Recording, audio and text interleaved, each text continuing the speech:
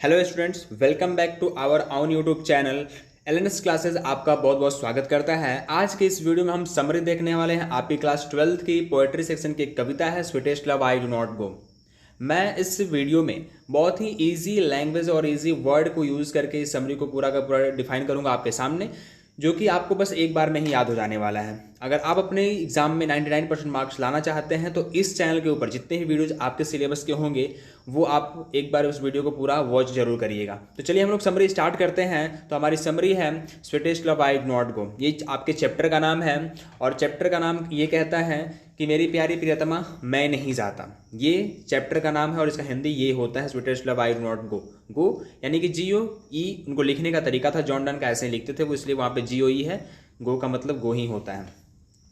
तो लिखना कैसे स्टार्ट करते हैं? सबसे पहले तो हम लिखते हैं जो हमारी कविता है वो कहाँ से लिया गया है, वो कैसी कविता है, लेखक कौन है उनके, और उनकी क्या पर्सनालिटी है, और क्या वो जो कविता है वो किसके ऊपर डिपेंड है, वो सारा का सारा पहले हम लोग मेंशन करते हैं फर्स्ट पैराग्राफ में।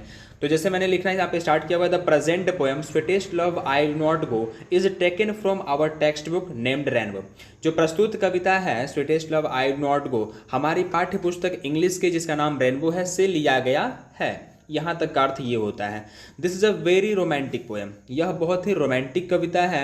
This poem has been written by a great poet John Donne. यह जो कविता है वो एक महान कवि जिनका नाम जॉन डन है के द्वारा लिखा गया है। He is one of the most popular poets. वह एक महान कवि हैं। This poem is based on love. और ये जो पूरी की पूरी कविता है वह लव के ऊपर डिपेंड है। ये फर्स्ट स्टेंजा फर्स्ट पैराग्राफ आप बोल सकते हैं इसको। फिर पैराग्राफ आप चेंज करके लिखेंगे in this poem John Donne has written by the love of his beloved. इस कविता में जॉन डन अपनी प्रेमिका के प्रेम के बारे में लिखते हैं। इन this poem the speaker and his beloved loved each other. इस कविता में जो स्पीकर है और उसकी जो प्रेमिका है वो एक दूसरे को बहुत ही ज़्यादा प्रेम करते हैं।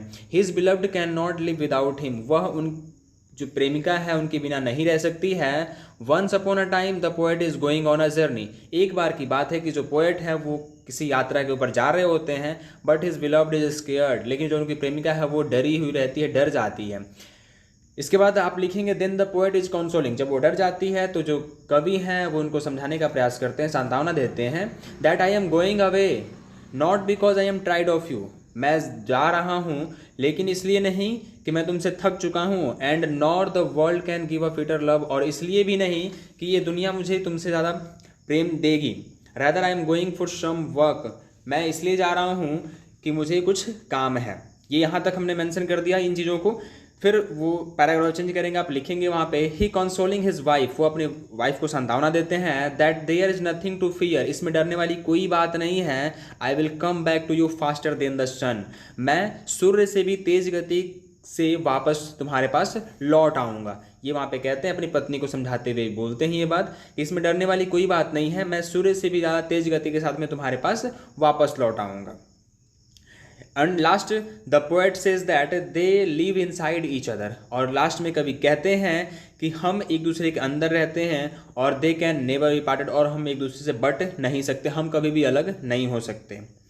That's why this is a really romantic poem. इस तरह से ये जो हमारी कविता है बहुत ही रोमांटिक है। इस वजह से हम बोल सकते हैं कि ये वास्तव में एक रोमांटिक कविता है। तो इतनी छोटी सी समरी है हमारी इस कविता की। आप चाहें तो इसको और बड़ा कर सकते हैं और छोटा कर सकते हैं, लेकिन मेरा प्रयास ये रहा है कि बहुत ही इजी लैंग्वेज में इजी वर्ड का यूज़ करके मैंने आपको यहाँ पे इस कविता की समरी को डिफाइन किया है। बहुत ही सिंपल है। आपको सबसे पहले तो इंट्रोड्यूस करना है कि जो कविता है वो कहाँ से लिया गया है, उसके लेखक कौन है, वो किस प्रकार की कविता है, लेखक की क्या पर्सनालिटी, वो सारा कुछ मेंशन करेंगे फर्स्ट पैराग्राफ में। और इसके बाद फिर उस कविता के बारे में लिखना स्टार्ट करते हैं कि उस कविता में कवि ने क्या क्या बताया है, ये सारा कुछ। फिर उसके बाद उन चीज़ों को आप और डिफाइन करते हैं, 2-3 पैराग्राफ आप लेते हैं शॉर्ट में, और फिर लास्ट में ये अपनी जो समरी है उसको कंक्लूड करते हैं। तो एट लास्ट हम लोगों ने बोल दिया यहाँ पे that's why this is a really romantic poem. तो इस तरह से आप भी इस कविता के समरी को याद कर सकते हैं और बहुत ही इजी लैंग्वेज में मैंने बताया है। आप इस चीज़ को बहुत ही इजी वे में याद कर सकते हैं। तो आशा करता हूँ आपको यह जो समरी है पसंद आया होगा और अच्छा लगा होगा। तो चलिए मिलते हैं हम लोग अगले वीडियो में। तब तक के लिए take care and bye bye.